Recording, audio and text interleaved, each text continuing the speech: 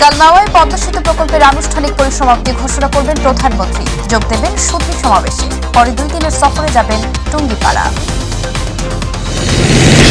সর্বজনীন পেনশন প্রত্যয় স্কিম বাতিলের দাবিতে তৃতীয় দিনের মতো কর্মবিরতিতে বিশ্ববিদ্যালয়ের শিক্ষকরা। কোটা পুনর্বহালের আদেশের বিরুদ্ধে শিক্ষার্থীদের বিক্ষোভ। সিলেটে আবারও টানা বৃষ্টিতে বাড়তে শুরু করেছে সুরমা কুশিয়ারার পানি। ফেনীর ফুলগাজী ও পরশুরামে বন্যা পরিস্থিতির আরও অবনতি। রংপুরের মিঠাপুকুরে সেপটিক ট্যাঙ্কে পড়ে মা ছেলে সহ 3 জনের মৃত্যু। বাগেরহাটের স্বামী স্ত্রীর ঝুলন্ত মরদেহ উদ্ধার।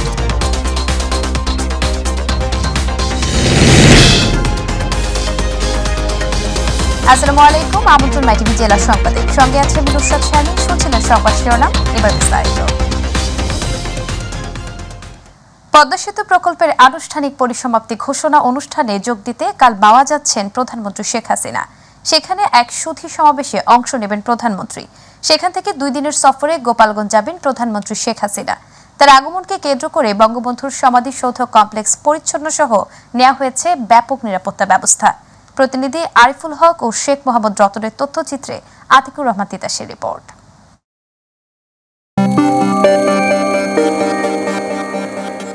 আওয়ামী লীগ সরকারের সাহস ও দেশের অর্থনৈতিক সক্ষমতার প্রতীক স্বপ্নের পদ্মা সেতু। এটির উদ্বোধনের 2 বছরেই নিরবিচ্ছিন্ন যোগাযোগে বদলে গেছে দেশের দক্ষিণ ও দক্ষিণ পশ্চিমাঞ্চলের যাতায়াতের চিত্র।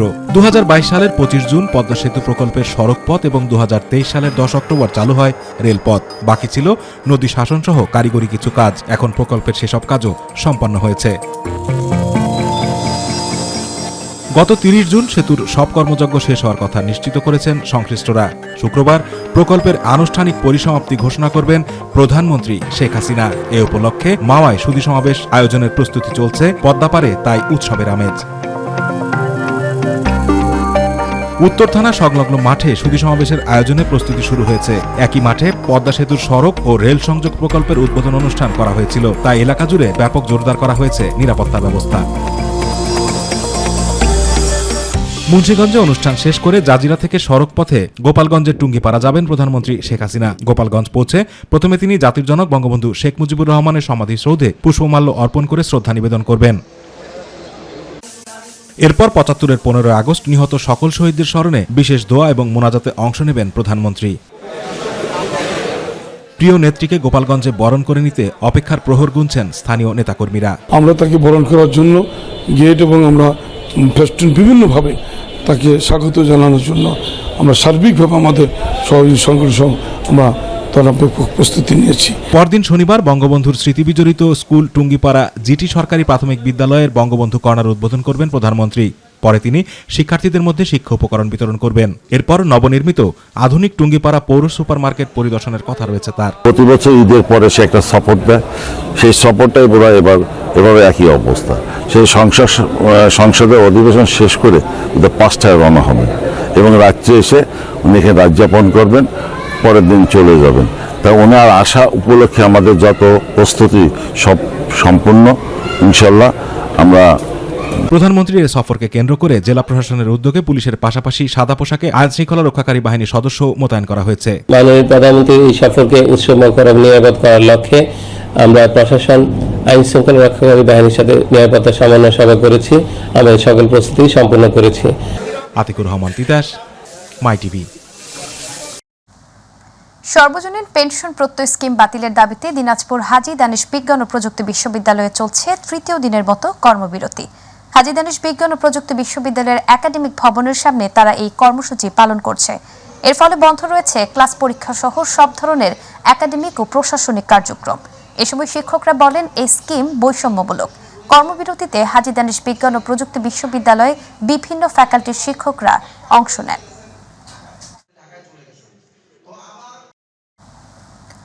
অর্থ মন্ত্রণালয় কর্তৃক জারিকৃত সর্বজনীন পেনশন সংক্রান্ত বৈষম্যমূলক প্রজ্ঞাপন বাতিলের দাবিতে 4র্থ দিনের কর্মসূচি অব্যাহত রেখে পূর্ণ দিবস কর্মবিরতি ও প্রতিবাদ সমাবেশ করেছে জাহাঙ্গীরনগর বিশ্ববিদ্যালয় শিক্ষক সমিতি ও কর্মকর্তা কর্মচারী ঐক্য পরিষদ। দাবি না মানলে রবিবার থেকে কঠোর আন্দোলনের হুঁশিয়ারি দেন শিক্ষক কর্মচারীরা।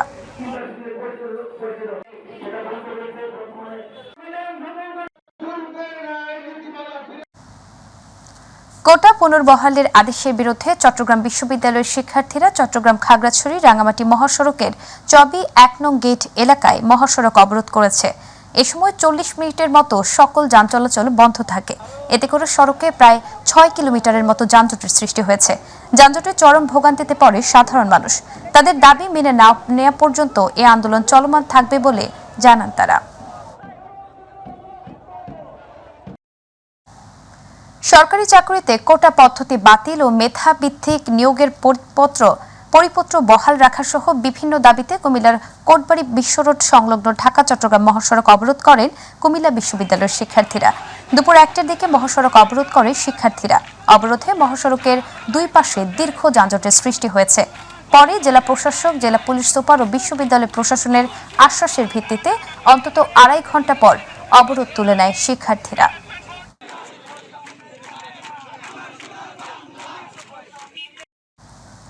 সরকারি চাকরিতে কোটা পুনর্বহাল রেখে হাইকোর্টের আদেশের প্রতিবাদে দ্বিতীয় দিনের মতো বরিশাল পটুয়াখালী নলছিটি মহাসড়ক অবরোধ করেছে বরিশাল বিশ্ববিদ্যালয়ের শিক্ষার্থীরা। দুপুর ১২টা থেকে বিকেল ৪টা পর্যন্ত প্রায় ৪ ঘণ্টা যান চলাচল বন্ধ থাকার কারণে ভোগান্তিতে পড়ে স্থানীয় ও দূরপাল্লার যাত্রীরা। বরিশাল পটুয়াখালী নলছিটি মহাসড়কে প্রায় ৮ কিলোমিটার যানজটের সৃষ্টি হয়।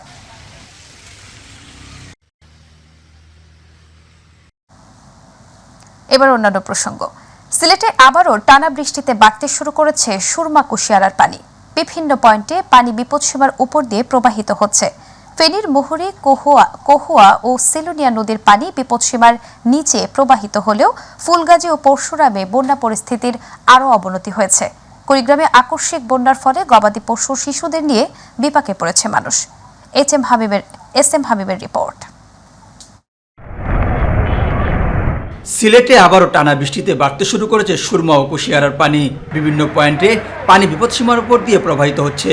গত সোমবার থেকে জেলার বিভিন্ন উপজেলায় তৃতীয়বারের মতো প্লাবিত হয়েছে। জেলা প্রশাসনের তথ্য মতে জেলায় ১১টি উপজেলায় ৯৭টি ইউনিয়ন বন্যায় প্লাবিত। এতে বন্যায় আক্রান্ত হয়েছে ১,১৮৪টি গ্রামের ৭,১১,২২৬ জন মানুষ। জেলার ৬৫৩টি আশ্রয় কেন্দ্রে এখন পর্যন্ত ৮,৪৬০ জন মানুষ আশ্রয় নিয়েছেন। পানি উন্নয়ন বোর্ড জানিয়েছে সুরমা ও কৈশিয়ারা নদীর ৫টি পয়েন্টের পানি বিপদসীমার উপর দিয়ে প্রবাহিত হচ্ছে। ফেনীর মুহুরী, কহুয়া ও সিলোনিয়া নদীর পানি বিপদসীমার নিচে প্রবাহিত হলেও ফুলগাছি ও পরশুরামে বন্যা পরিস্থিতি আরও অবনতি হয়েছে। এবার সিলোনিয়া নদীর বাঁধ ভেঙে পানি প্রবেশ করে নতুন নতুন এলাকা প্লাবিত হয়েছে।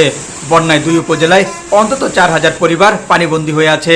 তলিয়ে গেছে ফসলি জমি সহ রাস্তাঘাট ও ঘরবাড়ি। মুহুরী, কহুয়া ও সেলুনিয়া নদীর বন্যা নিয়ন্ত্রণ বাঁধের মোট 10টি অংশের ভাঙনের তথ্য পাওয়া গেছে। পানি উন্নয়ন বোর্ডের তথ্য মতে মুহুরী নদীর পানি বিপদসীমার নিচে নামতে শুরু করলেও বেড়িবাঁধের ভাঙা স্থান দিয়ে প্রবেশ করে পানিতে নতুন নতুন এলাকা প্লাবিত হচ্ছে। উজান থেকে নেমে আসা পাহাড়ি ঢলে জামালপুরের যমুনা, ব্রহ্মপুত্র সহ অন্যান্য নদ নদীর পানি বৃদ্ধি পেয়ে বন্যা দেখা দিয়েছে। বাহাদুরবাদ ঘাট পয়েন্টে যমুনা নদীর পানি বিপদসীমার ৬৯ সেন্টিমিটার উপর দিয়ে প্রবাহিত হচ্ছে। এতে দেওয়ানগঞ্জ, ইসলামপুর ও মাদারগঞ্জ উপজেলার মোট ১১টি ইউনিয়নের নিম্নাঞ্চল বন্যার পানিতে প্লাবিত হয়েছে। মানুষের বাড়িঘরে পানি উঠতে শুরু করেছে। ইতিমধ্যে দেওয়ানগঞ্জ উপজেলার চুকাইবাড়ি ইউনিয়নের প্রায় ১০০ পরিবার আশ্রয় কেন্দ্রে আশ্রয় নিয়েছে।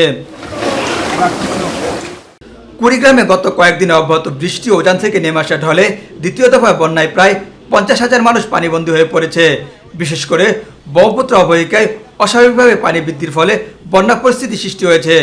আকস্মিক বন্যার ফলে গবাদি পশু শিশুদের নিয়ে বিপাকে পড়েছে মানুষ। গত ৩ দিন ধরে পানি বাড়তেছে। ছেলে মেয়ে বউ বাচ্চা নিয়ে থাকা খুব কষ্টকর, রান্না বান্নাও করা যাচ্ছে না। ঘর পানি চলে গেছে, কোনো মতে আঁধি বাড়ি খেয়ে একটা বস্তার মধ্যে আছে বসে থাকবো।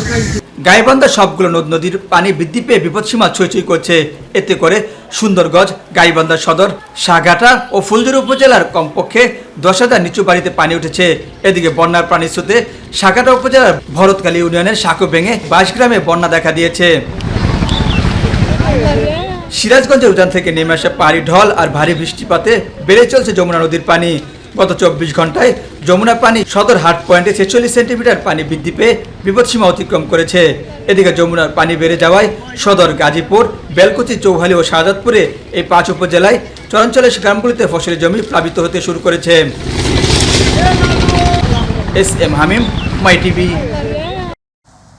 গেল কয়েকদিন আগের বন্যার রেশ কাটতে না কাটতেই আবারও দ্বিতীয় দফা বন্যার কবলে পড়েছে নাগেশ্বরীর হাজারো পরিবার। উজানের পাহাড়ি ঢল আর ভারী বৃষ্টিপাতের ফলে বৃদ্ধি পেয়েছে দুধকুমার, ব্রহ্মপুত্র সহ সবকটি নদ নদীর পানি। বিপদসীমার উপর দিয়ে প্রবাহিত হচ্ছে দুধকুমার ও ব্রহ্মপুত্র নদের পানি। পানি বাড়ায় চরাঞ্চল ও নিম্নাঞ্চল প্লাবিত হয়েছে। এসব অঞ্চলের জমির ফসল পানিতে তলিয়ে গেছে। কিছু এলাকায় দেখা দিয়েছে ভাঙন। এতে চরম ভোগান্তিতে রয়েছেন বানভাসীরা।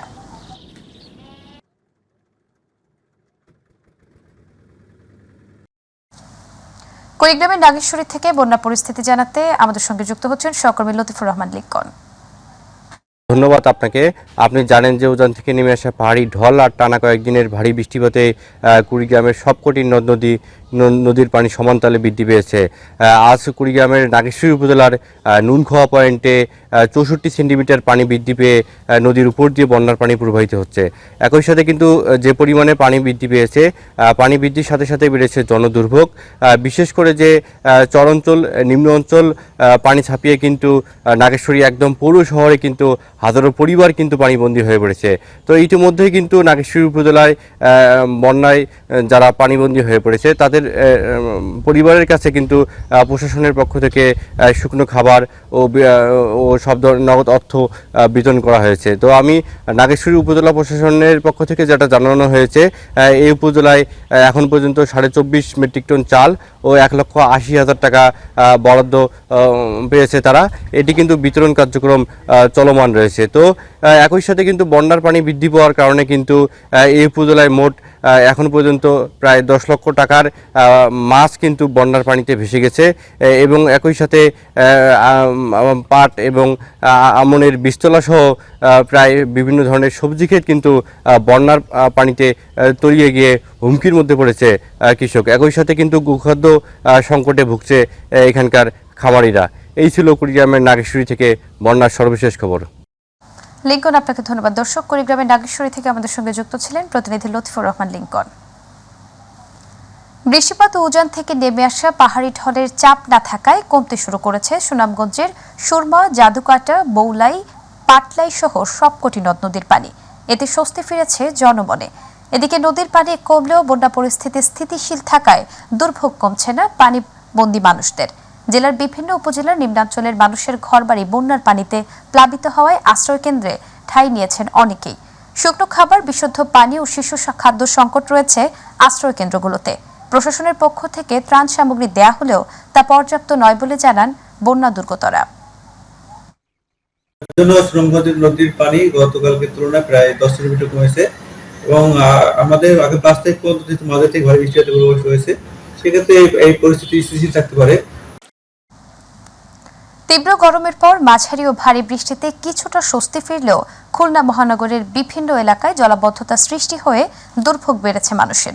2-3 দিনের টানা বৃষ্টিতে শহরের প্রধান সড়ক সহ বেশিরভাগ সড়কই পানির নিচে। মহানগরের রয়্যাল মোড়, টুটপাড়া, শান্তিধাম মোড়, স্যার ইকবাল রোড, বাইতিপাড়া মোড় সহ পিটিআই মোড় পানিতে তলিয়ে গেছে। অন্যদিকে অপরিকল্পিতভাবে দীর্ঘদিন ধরে উন্নয়নমূলক কাজের জন্য নগরীর বিভিন্ন ব্যস্ততম সড়ক খোঁড়াখুঁড়ির কারণে ভোগান্তিতে পড়েছে পথচারীরা।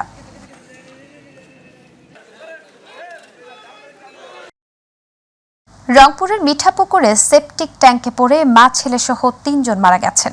সকালে উপজেলার শালটি গোপালপুর ইউনিয়নের উদয়পুর গ্রামে এই দুর্ঘটনা ঘটে। মিঠাপুকুর থানার ভারপ্রাপ্ত কর্মকর্তা জানান, সকালে বাড়ির কাজ করতে গিয়ে হঠাৎই সেপটিক ট্যাঙ্কের গর্তে পড়ে যান দেলোয়ারা বেগম। তাকে বাঁচাতে গিয়ে ছেলে ইদামিয়াও সেখানে পড়ে যান। এরপর ওই 2 জনকে বাঁচাতে প্রতিবেশী ইবলুল মিয়া গেলে তিনিও ওই ট্যাঙ্কে পড়েন এবং 3 জনই সেখানে মারা যান। মিঠাপুকুর ফায়ার সার্ভিসের কর্মীরা সেপটিক ট্যাঙ্ক থেকে 3 জনের মরদেহ উদ্ধার করে।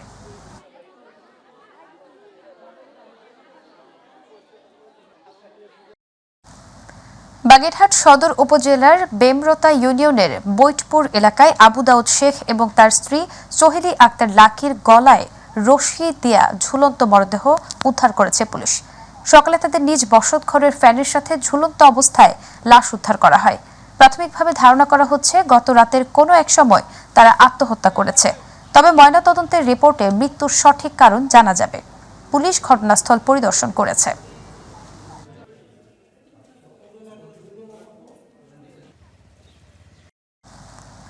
ঢাকা ভাঙা এক্সপ্রেসওয়ের মাদারীপুরের শিবচরে 3টি ট্রাকের সংঘর্ষে 4 জন আহত হয়েছে। এ সময় ঢাকা থেকে ফরিদপুরের ভাঙামুখী লেনে যান চলাচল বন্ধ হয়ে যায়। সড়কে আটকা পড়ে শত শত যানবাহন। প্রায় 2 ঘন্টা পরে পরিস্থিতি স্বাভাবিক হয়। মাদারীপুরের শিবচর হাইওয়ে থানার সার্জেন্ট আরিফুজ্জামান জানান, দুর্ঘটনার খবর পেয়ে হাইওয়ে পুলিশ ঘটনাস্থলে এসে পরিস্থিতি নিয়ন্ত্রণে আনে। ডান পাশে নষ্ট হয়েছিল, পরবর্তীতে একটি বাসাবাড়ির মালামাল বহন করে অপর একটি ট্রাক এটা এসে ওই 10টি ট্রাকের পিছনে এসে লাগিয়ে দেয় এবং পরবর্তীতে আরেকটি ট্রাক এসে সেটার পিছনে লাগাই দেয়। টোটাল 3। মানিকগঞ্জের সিঙ্গারে উত্তম আকাশ আলিফ হত্যা মামলায় ইমরান বিশু নামের এক যুবককে মৃত্যুদণ্ড দিয়েছেন আদালত। একই সঙ্গে 50,000 টাকা অর্থদণ্ড করা হয়েছে। মানিকগঞ্জ জেলা ও দায়রা জজ আদালতের বিচারক জয়শ্রী সমদ্দার আসামির উপস্থিতিতে এই রায় প্রদান করেন। দণ্ডিত ইমরান হোসেন ও উত্তম আকাশ আলিফ বন্ধু ছিলেন।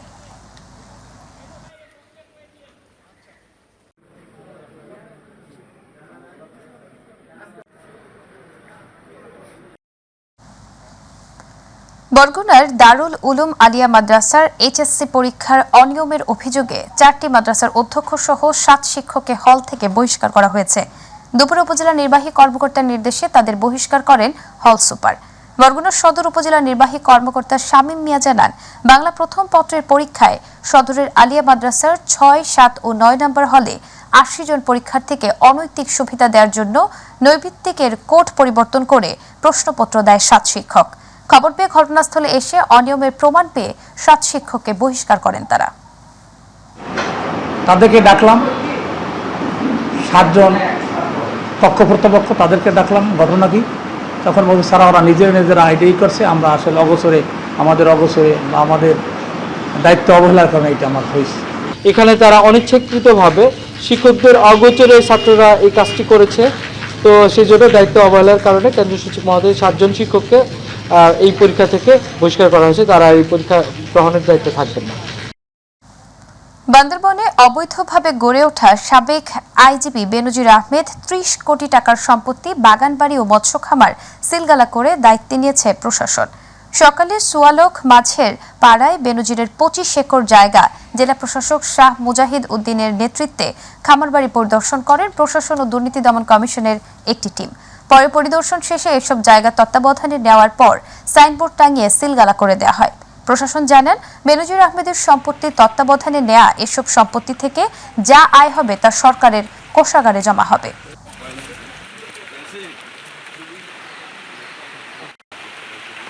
জেলা প্রশাসক বা রিসিভারের পক্ষে করে থাকবেন, তারা যে আদালতের নির্দেশনা আছে সেই মোতাবেক 2 মাস পর যে প্রতিবেদন প্রেরণ এবং আয় ব্যয় হিসাবগুলো সেগুলো এই আদালতকে দুদকের মাধ্যমে আদালতে অবহিত করছেন। এই পর্যন্ত আমি বলতে পারি। আজকে আমরা আমাদের রিসিভার কমিটি যেটি আছে সেটি এখানে এসে পরিদর্শন করেছে। কক্সবাজারের উখিয়া রোহিঙ্গা ক্যাম্পে বিভিন্ন হত্যাকাণ্ডের মূল হোতা এবং আরসার জোন ও কিলিং গ্রুপ কমান্ডার হাফিজ কামাল ও তার 2 সহযোগীকে বিদেশি রাইফেল ও দেশীয় অস্ত্রগুলি সহ 4 নং রোহিঙ্গা ক্যাম্প ও পালংখালীর রোহিঙ্গা বাজার এলাকা থেকে গ্রেফতার করেছে র্যাব 15। দুপুরে র্যাব 15 কার্যালয়ে এক সংবাদ সম্মেলনে এর অধিনায়ক HM সাজ্জাদ হোসেন জানান, গতকাল সন্ত্রাস বিরোধী বিভিন্ন অভিযানের মাধ্যমে তাদের গ্রেফতার করা হয়।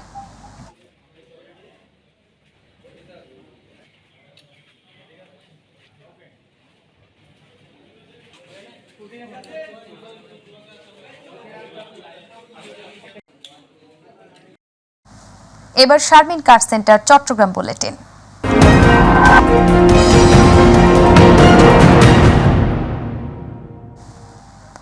চট্টগ্রামে মিডশিপম্যান 2021 বি এবং ডাইরেক্ট এন্ট্রি অফিসার 2024 এ ব্যাচের গ্রীষ্মকালীন রাষ্ট্রপতি কুচকাওয়াজ অনুষ্ঠিত হয়েছে। সকালে বাংলাদেশ নেভাল একাডেমিতে আয়োজিত কুচকাওয়াজ অনুষ্ঠানে প্রধান অতিথি থেকে মনোজ্ঞ কুচকাওয়াজ পরিদর্শন ও সালাম গ্রহণ করেন ভারতীয় নৌবাহিনী প্রধান অ্যাডমিরাল দীনেশ কুমার। এ সময় সদ্য কমিশন প্রাপ্ত নবীন কর্মকর্তাদের উদ্দেশ্যে ভারতীয় নৌবাহিনী প্রধান বলেন, প্রধানমন্ত্রী শেখ হাসিনার দূরদর্শী নেতৃত্বে বাংলাদেশ ও ভারতের বন্ধুত্বপূর্ণ সম্পর্ক অভূতপূর্ব উন্নতি লাভ করেছে, যা 2 দেশের নৌবাহিনীর মধ্যকার অনুষ্ঠিত দ্বিপাক্ষিক মহড়াসমূহ পারস্পরিক বন্ধুত্ব ও সহযোগিতামূলক সম্পর্কেরই প্রতিফলন।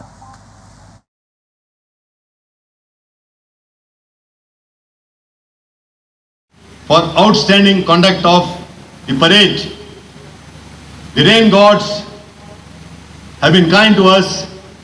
It was propitious that there was little rain drizzle.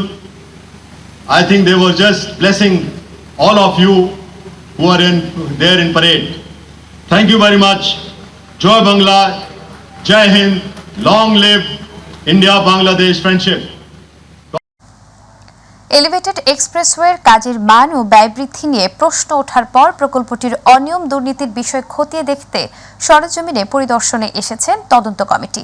দুপুরে লালখান বাজার সহ বিভিন্ন এলাকা পরিদর্শন করেন চট্টগ্রাম 11 আসনের সংসদ সদস্য এম এ লতিফের নেতৃত্বে 3 সদস্যের এই টিম। এ সময় তদন্ত টিমের প্রধান এম এ লতিফ জানান, গণমাধ্যমে জানানো হয় যে 2টি পিলারে ফাটল দেখা দিয়েছে। এর প্রেক্ষিতে এই কনস্ট্রাকশনে কোনো ত্রুটি আছে কিনা, কোনো অনিয়ম আছে কিনা সেটি দেখার জন্য পূর্ত মন্ত্রণালয় সংক্রান্ত সংসদীয় কমিটি একটি উপকমিটি করে দেয়। কেন শহরের মানুষ বিভিন্ন পয়েন্ট থেকে এক্সপ্রেসওয়ে ব্যবহার করতে পারতেছে না? তাইলে এত কস্টের যে কস্ট অফ ফান্ড, যেটা আমরা ইন্টারেস্ট অফ ব্যাংক বা ফান্ড, এই ইন্টারেস্টটা কারা দিবে?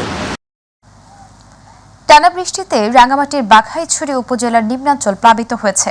এতে উপজেলার কাঁচালং সরকারি ডিগ্রি কলেজ বন্যার পানির নিচে তলিয়ে যায়। তাই এই কেন্দ্রের পরীক্ষা স্থগিত করেছে চট্টগ্রাম শিক্ষা বোর্ড। চট্টগ্রাম শিক্ষা বোর্ডের পরীক্ষা নিয়ন্ত্রক এম মুজিবুর রহমান জানান, কাঁচালং সরকারি ডিগ্রি কলেজ কেন্দ্রের ইংরেজি প্রথম পত্রের পরীক্ষা স্থগিত করা হয়েছে। তবে রাঙ্গামাটির বাকি 9টি কেন্দ্রে পূর্ব নির্ধারিত সময়ে ইংরেজি প্রথম পত্রের পরীক্ষা অনুষ্ঠিত হবে।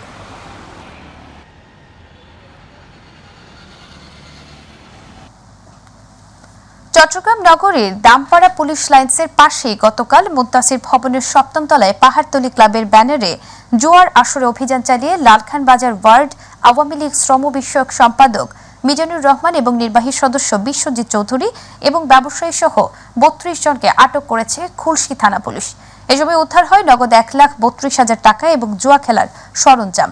সিএমপির অধ্যাদেশ অনুযায়ী তাদের বিরুদ্ধে মামলা হয়েছে বলে জানায় পুলিশ।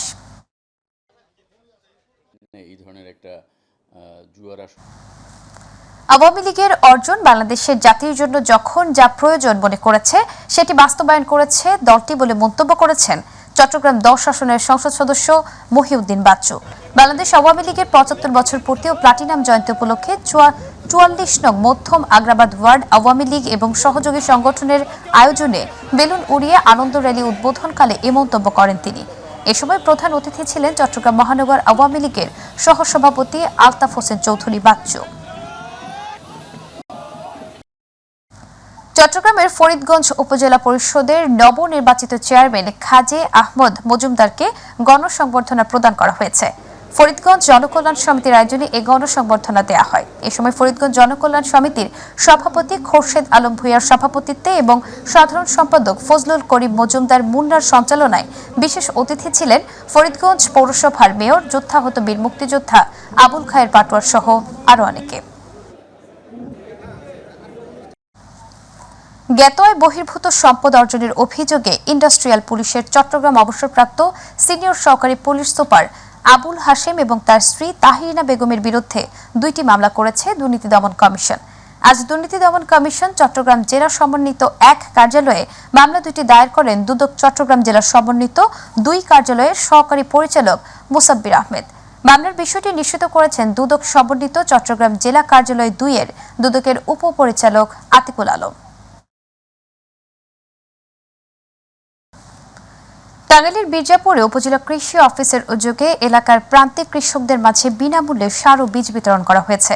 উপজেলা নির্বাহী অফিসারের কার্যালয়ের সামনে সার বীজ বিতরণী অনুষ্ঠানে উপজেলা নির্বাহী অফিসার শেখ নুরুল আলম এবং উপজেলা কৃষি কর্মকর্তা মাকসুদা খানম উপস্থিত ছিলেন। কৃষি কর্মকর্তা জানান, মির্জাপুর পৌরসভা এবং 14 ইউনিয়নের প্রায় 1000 কৃষকদের মাঝে 5 কেজি করে বীজ, 10 কেজি করে ডিএপি এবং 10 কেজি করে এমওপি সার তুলে দেওয়া হয়েছে। গাজীপুর জেলা পরিষদের উদ্যোগে বৃক্ষরোপণ কর্মসূচি 2024 উদ্বোধন করা হয়েছে।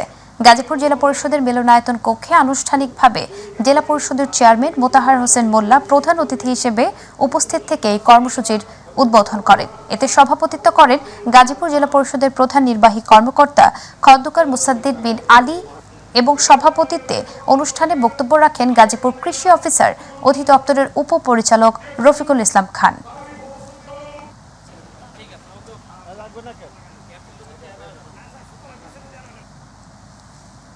মাদারীপুরে মহাসড়কে যাত্রী বেশে একাধিক ডাকাতির ঘটনায় জড়িত চক্রের 4 সদস্যকে আটক করেছে র্যাব 8। বুধবার ঢাকা বরিশাল মহাসড়কের রাজৈর উপজেলার সাধুরবীজ এলাকা থেকে তাদের আটক করা হয়। র্যাব জানায়, গোয়েন্দা নজরদারির ভিত্তিতে অভিযান চালিয়ে শানেরপাড় এলাকায় একটি রেস্টুরেন্টের ভেতর থেকে ডাকাত চক্রের 4 সদস্যকে আটক করে র্যাব 8 মাদারীপুর ক্যাম্পের সদস্যরা। এ সময় পালিয়ে যায় চক্রের আরও 3 সদস্য। ঘটনাস্থল থেকে জব্দ করা হয় একটি প্রাইভেট কার, উদ্ধার করা হয় ডাকাতির কাজে ব্যবহৃত কুড়াল, ছুরি, তলোয়ার, খেলনা পিস্তল, লাঠি সহ একাধিক সরঞ্জাম। ফরিদপুরের মধুখালী পানিতে ডুবে ফরিদপুরের মধুখালীতে পানিতে ডুবে প্রথম শ্রেণীর শিক্ষার্থী সাইমনের মৃত্যু হয়েছে। গতকাল বাড়ির পাশে খাদের পাড়ে খেলা করতে গিয়ে পানিতে ডুবে যায় সে। স্থানীয়রা জানায়, গত কয়েকদিনের বৃষ্টিতে বাড়ির পাশে একটি ডোবায় পানি জমে। সেখানে দুটি বাচ্চা খেলা করার সময় একজন পানিতে ডুবে যায়। বাড়িতে অন্য লোকজন না থাকায় তার মৃত্যু হয়।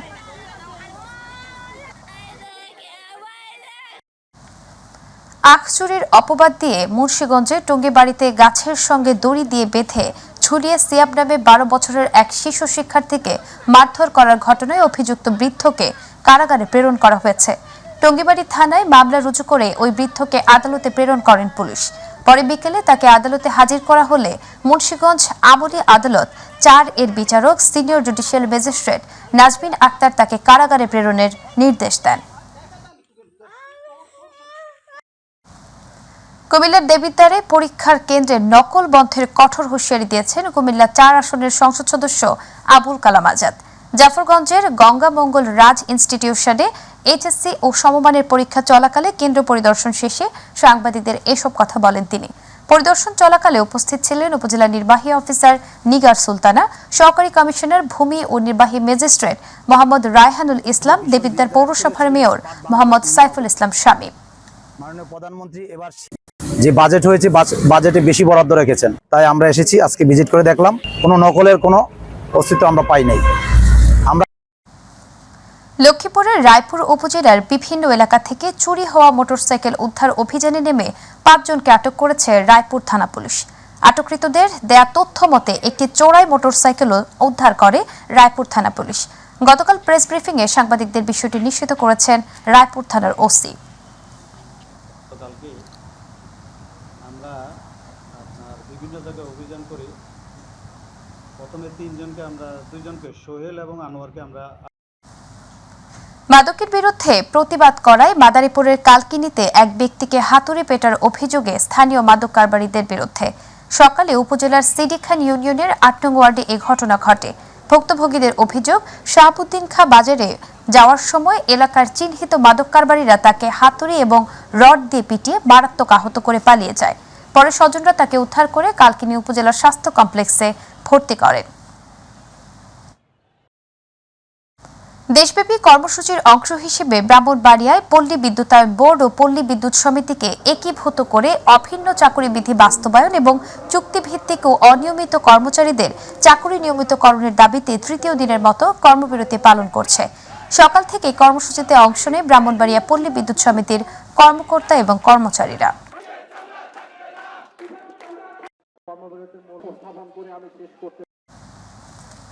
বাংলাদেশ পল্লী বিদ্যুতায়ন বোর্ডের অনিয়ম দুর্নীতির বিরুদ্ধে আশুলিয়ায় ঢাকা পল্লী বিদ্যুৎ সমিতি 1 দিনেও কর্মবিরতি কর্মসূচি অব্যাহত রেখেছেন। ঢাকা পল্লী বিদ্যুৎ সমিতি 1 এর কার্যালয়ের সামনে বিদ্যুৎ ব্যবস্থা এবং জরুরি গ্রাহক সেবা সচল রেখে এই কর্মসূচি হয়। কর্মসূচিতে স্মার্ট ও টেকসই বাংলাদেশ বিনির্মাণে ইউউজ একীভূতকরণ সহ অভিন্ন চাকরিবিধি বাস্তবায়ন ও সকল চুক্তিভিত্তিক অনিয়ম কর্মচারীদের চাকরি নিয়মিতকরণের দাবি জানান কর্মকর্তা কর্মচারীরা।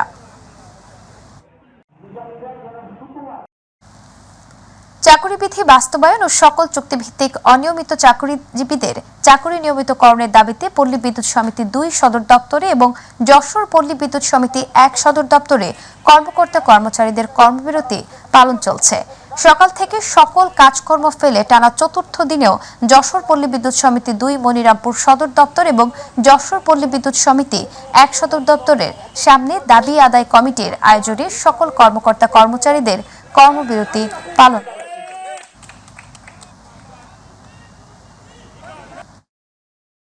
ময়মনসিংহে সরকারি চাকরিতে কোটা পদ্ধতি বাতিলের দাবিতে বিক্ষোভ মিছিল ও সমাবেশ করেছে বাংলাদেশ কৃষি বিশ্ববিদ্যালয়ের শিক্ষার্থীরা।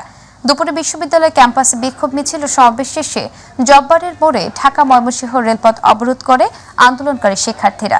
এ সময় শিক্ষার্থীরা ঢাকা হতে জামালপুরগামী আন্তনগর এক্সপ্রেস ট্রেনটি দুপুর 1:10 থেকে বিকেল 3:10 পর্যন্ত আটক করে বিক্ষোভ প্রদর্শন করে।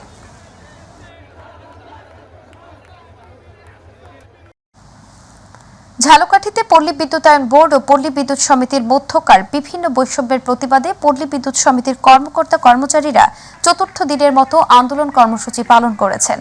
সকাল থেকে ঝালকাঠি পল্লী বিদ্যুৎ সমিতির কার্যালয়ের সামনে অবস্থানে এই কর্মবিরতি পালন করেন। এতে অংশ নেন অফিসের 2 শতাধিক কর্মকর্তা কর্মচারী। এ সময় বক্তব্য রাখেন ডিজিএম প্রকৌশলী সুপ্রিয়া সমাদ্দার সহ আরো অনেকে।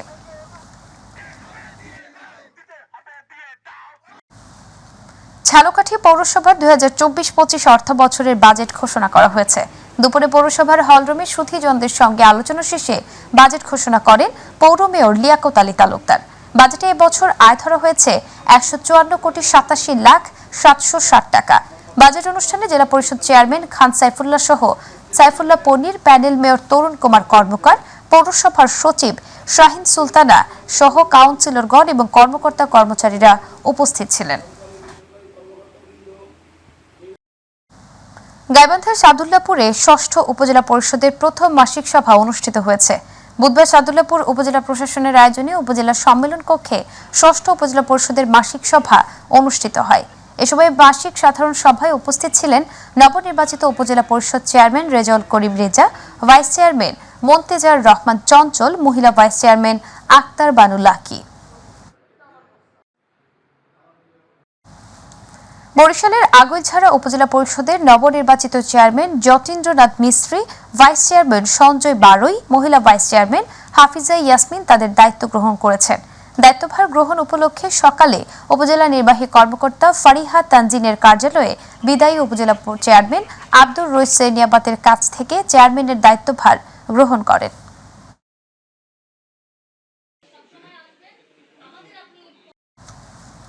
বাংলাদেশ আওয়ামী লীগের 75তম প্রতিষ্ঠা বার্ষিকী প্লাটিনাম জয়ন্তী উপলক্ষে টাঙ্গাইল জেলা যুবলীগের কর্মী সভা অনুষ্ঠিত হয়েছে। জেলা আওয়ামী লীগের কার্যালয়ে জেলা যুবলীগের উদ্যোগে এই কর্মী সভার আয়োজন করা হয়। এতে প্রধান অতিথি ছিলেন কেন্দ্রীয় যুবলীগের প্রেসিডিয়াম সদস্য অ্যাডভোকেট মামুনুর রশিদ। জেলা যুবলীগের সভাপতি মাসুদ পারভেজের সভাপতিত্বে বক্তব্য রাখেন কেন্দ্রীয় যুবলীগের সহ সম্পাদক AKM মুক্তাদির রহমান শিমুল সহ বিভিন্ন ইউনিয়ন যুবলীগের নেতাকর্মীরা।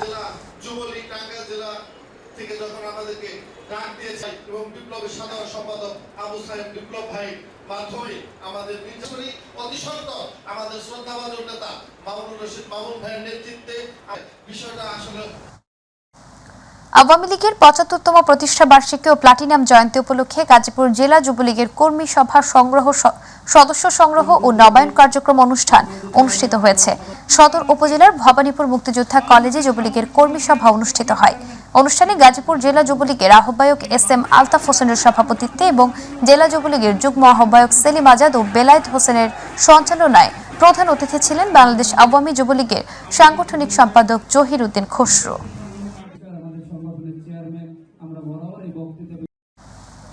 কুড়িগ্রামে বিএনপি চেয়ারপারসন বেগম খালেদা জিয়ার মুক্তি ও সুচিকিৎসার দাবিতে সমাবেশ করেছে জেলা বিএনপি। গতকাল কেন্দ্রীয় কর্মসূচির অংশ হিসেবে বিকেলে NR প্লাজার সামনে এই সমাবেশ অনুষ্ঠিত হয়। কুড়িগ্রাম সদর উপজেলা বিএনপির সভাপতিত্বে আব্দুল আজিজের সভাপতিত্বে সমাবেশে প্রধান অতিথি হিসেবে বক্তব্য রাখেন জেলা বিএনপির সিনিয়র যুগ্ম সাধারণ সম্পাদক সোহেল হোসেন কায়কোবাদ।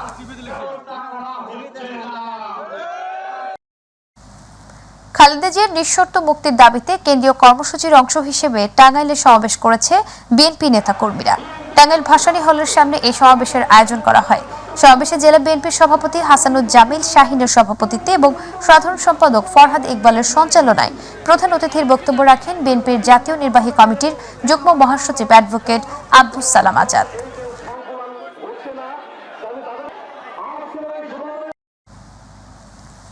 বেগম খালেদা জিয়ার মুক্তির দাবিতে কক্সবাজারের সমাবেশের আয়োজন করা হয়। দুপুর থেকে কেন্দ্রীয় কর্মসূচির অংশ হিসেবে কক্সবাজার জেলা বিএনপির আয়োজনে প্রধান অতিথি হিসেবে উপস্থিত ছিলেন বিএনপির কেন্দ্রীয় কমিটির সহ সভাপতি বরকতুল্লাহ বুল্লু।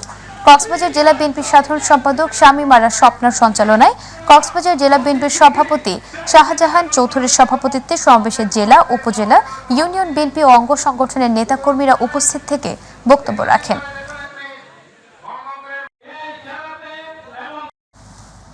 ব্রাহ্মণবাড়িয়ায় জেলা প্রশাসন এবং তথ্য ও যোগাযোগ প্রযুক্তি অধিদপ্তরের আয়োজনে প্রধানমন্ত্রীর পক্ষ থেকে ল্যাপটপ বিতরণী অনুষ্ঠান ও দিনব্যাপী কর্মশালা অনুষ্ঠিত হয়েছে। বৃহস্পতিবার দুপুরে জেলা প্রশাসকের সম্মেলন কক্ষে আয়োজিত অনুষ্ঠানে প্রধান অতিথি ছিলেন জেলা প্রশাসক মোহাম্মদ হাবিবুর রহমান। অতিরিক্ত জেলা ম্যাজিস্ট্রেট জেসমিন সুলতানার সভাপতিত্বে সদর উপজেলা নির্বাহী কর্মকর্তা সেলিম শেখ, জেলা আইসিটি অফিসার শামসুদ্দিন সহ আরও অনেকে উপস্থিত ছিলেন।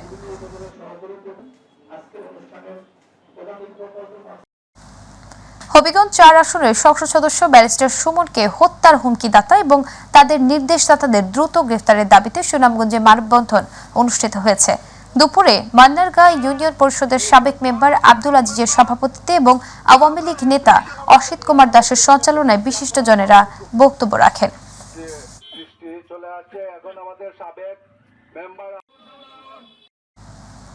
চুয়াডাঙ্গার জীবননগর উপজেলার কৃষ্ণপুর গ্রামে সাইক্লেস্ট এনার্জি 1 লিমিটেড কর্তৃক নির্মিত 50 মেগাওয়াট সৌর বিদ্যুৎ প্রকল্প স্থাপন বন্ধের দাবিতে কৃষকদের মানববন্ধন করেন।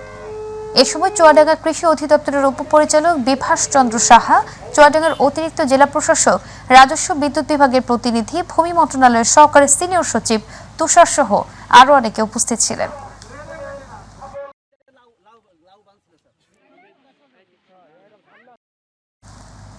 প্রধানমন্ত্রীর নির্দেশনা অমান্য করে পল্লী বিদ্যুতায়ন বোর্ড কর্তৃক পল্লী বিদ্যুৎ সমিতি সমূহে গ্রাহক ভোগান্তি বৃদ্ধির প্রতিবাদে এবং আরইবি এবং পিবিএসকে একীভূতকরণ সহ অভিন্ন চাকরি বিধি বাস্তবায়নের দাবিতে ময়মনসিংহের মুক্তাগাছায় অনির্দিষ্টকালের কর্মবিরতি অব্যাহত রয়েছে। সকাল 10টা থেকে ময়মনসিংহ পল্লী বিদ্যুৎ সমিতির 1-এর সদর দপ্তরের কর্মকর্তা কর্মচারীদের ব্যানারে এই কর্মবিরতি পালন করা হয়।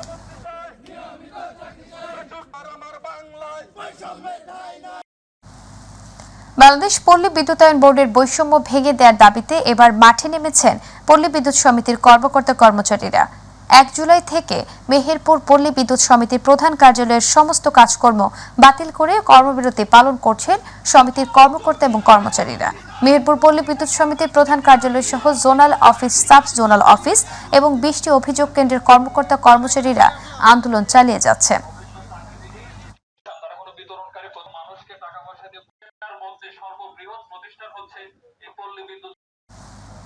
জামালপুরের ইসলামপুরে যমুনা নদীর বন্যার পানি বিপদসীমার 55 সেন্টিমিটার উপর দিয়ে প্রবাহিত হচ্ছে। তাই বন্যার প্রস্তুতি ও সারাদান বিষয়ক মহড়া অনুষ্ঠিত হয়েছে। দুপুরে বিশ্ব খাদ্য কর্মসূচির অর্থায়নে ঢাকা আহসানিয়ায় মিশনের আয়োজনে উপজেলার হারগিলা উচ্চ বিদ্যালয় মাঠে মহড়া অনুষ্ঠিত হয়। নেয়ারপাড়া ইউনিয়নের চেয়ারম্যানের রোমান হাসানের সভাপতিত্বে প্রধান অতিথি ছিলেন উপজেলা পরিষদের chairman Jamal Abdul Naser Babul. Netherlands kingdom দূতাবাসের deputy head of mission Thijs Woudstra বলেছেন বাংলাদেশের নতুন প্রজন্ম ও গণমাধ্যম কর্মীদের গুজবের বিস্তার প্রতিরোধে জনসচেতনতা সৃষ্টিতে দায়িত্বশীল ভূমিকা পালন করতে হবে। সকালে ব্রাহ্মণবাড়িয়া প্রেস ক্লাব মিলনায়তনে south Asia for media in ডেভেলপমেন্টের আয়োজিত সোশ্যাল মিডিয়ায় গুজব ও অপতথ্য ও প্রতিরোধে জনসচেতনতা বৃদ্ধির লক্ষ্যে অংশীজনদের সাথে বৈঠক প্রধান অতিথির বক্তব্যে তিনি এসব কথা বলেন। এ সময় জাহাঙ্গীরনগর বিশ্ববিদ্যালয়ের গণযোগাযোগ বিভাগের সহযোগী অধ্যাপক আদনান ফাহাদ, নেদারল্যান্ডস এম্বাসির অ্যাডভাইজার নামিয়া আক্তার উপস্থিত ছিলেন।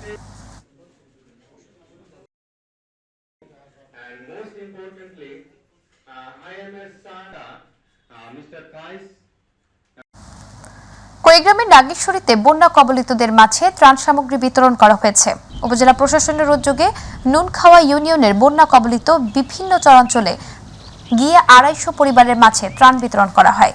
এছাড়াও রায়গঞ্জ, বামনডাঙ্গা, বল্লভের খাস, নারায়ণপুর সহ কয়েকটি ইউনিয়নের বন্যা কবলিত প্রায় 1,500 পরিবারের মাঝে 10 কেজি করে চাল বিতরণ করেন উপজেলা নির্বাহী অফিসার সিব্বির আহমেদ এবং প্রকল্প বাস্তবায়ন অফিসার মুফাক্খারুল ইসলাম।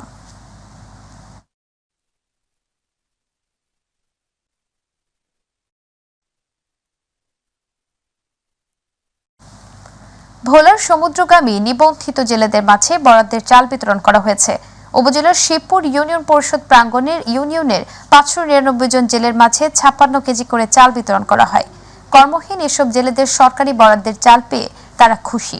চাল বিতরণকালে শিবপুর ইউনিয়নের চেয়ারম্যান জসিমউদ্দিন, দায়িত্বপ্রাপ্ত কর্মকর্তা সহ আরও অনেকে উপস্থিত ছিলেন।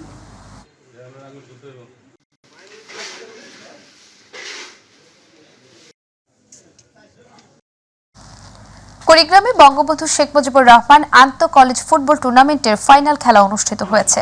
জেলা প্রশাসন ও জেলা ক্রীড়া অফিসের আয়োজনে বুধবার বিকেলে কুড়িগ্রাম জেলা স্টেডিয়ামে এই ফাইনাল খেলা অনুষ্ঠিত হয়।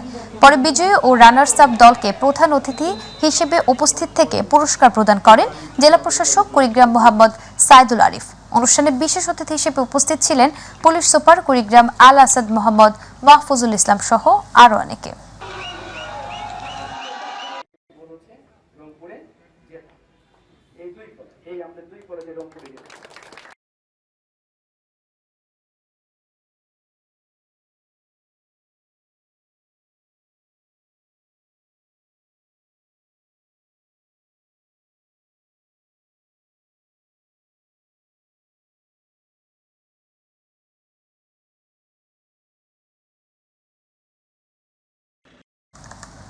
দর্শক, এই ছিল আমাদের এখনকার সংবাদ। পরবর্তী সংবাদ দেখার আমন্ত্রণ জানিয়ে বিদায় নিচ্ছি। আল্লাহ হাফেজ।